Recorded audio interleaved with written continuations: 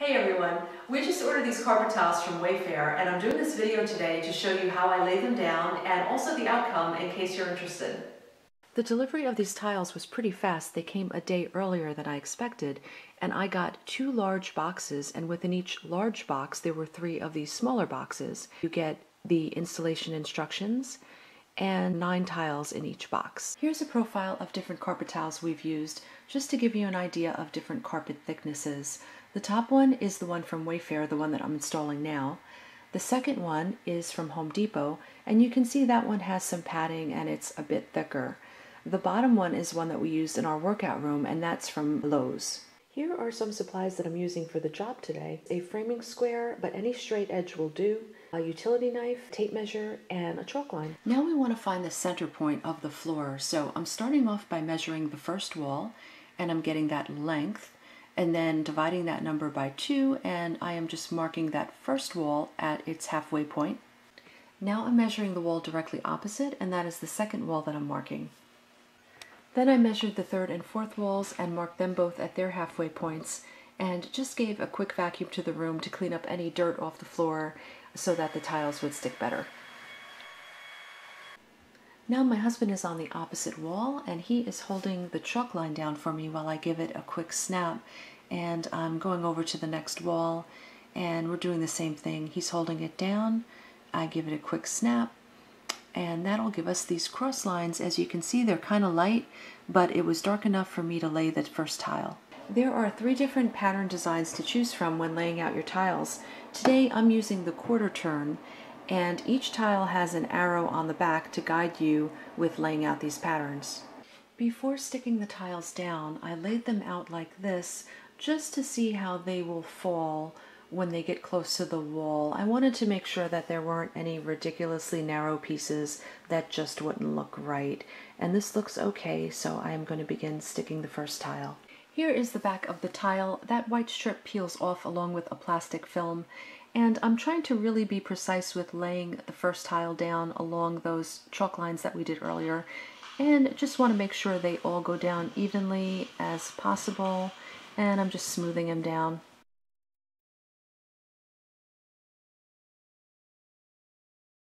I'm at the point of doing cuts along the walls, so I'm just quickly fitting that one piece and taking my tape measure, and I'm measuring the end of that space, and that came out to about 7 7/16, and I'm flipping the carpet tile over, and I'm just going to make a mark at 7 7/16 there, and now I'm going to measure the other end of that space, and that number could be slightly different depending.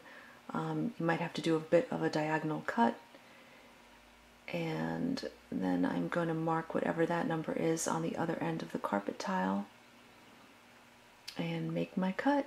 It usually takes about 2 or 3 passes with a utility knife before it'll separate. And now I'm fitting that piece in. Usually before I'll even take the plastic off, I'll just fit it in and make sure that nothing bubbles up and that it just is a perfect fit. Now I'm at the point where I need to cut a tile for around this closet door jamb, so I need to measure the distance from the door jamb to the next tile. In this case, it's about 13 2/16, but I also want just a little bit to slide underneath that door jamb to make it look better, so I'm going to just add a bit to that measurement and make it 13 3/4. Here I'm double checking my measurement and flipping the tile over and transferring the measurement to the tile. The second measurement to take is the door jamb width, so I'm measuring that out and transferring that mark onto the back of the carpet tile. And now I'm just using the ruler to connect the dots and basically form a rectangle that is going to be cut out. As I cut, I'm just being careful not to go past that line that I marked. I only want to cut out the rectangle, and I don't want to cut any farther.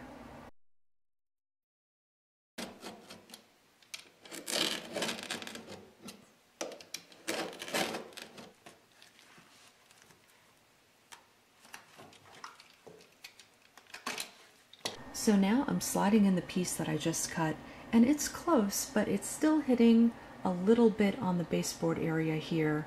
So I don't want to cut over here though, because that is where I want it to slide under. So I don't want to cut past this door molding here because I want that carpet to slip under that door molding. So I'm going to just put a little slit here, and that'll let me know that I don't want to cut past that mark. There's the slit so I don't cut too far, and I'm just going to cut very little to get it to fit. Okay, so that's a much better fit, and this tile is good to go. The room is finally done, and I'm showing you a couple of these first shots just without any furniture in it so you can get a good look at the pattern. And I'm pretty happy with the way that it turned out. It's a bit of a tedious job to do. The cuts along the walls are the most tedious to do. The full pieces are always nice and quick to put in. It's sort of a multi-purpose room for us. My husband does some of his music stuff in here, and we have a TV in here. So I think the pattern goes pretty well. It's like fun and casual, and that's it. So I hope you enjoyed this video, and if you did, please like it and also consider subscribing. Thanks so much.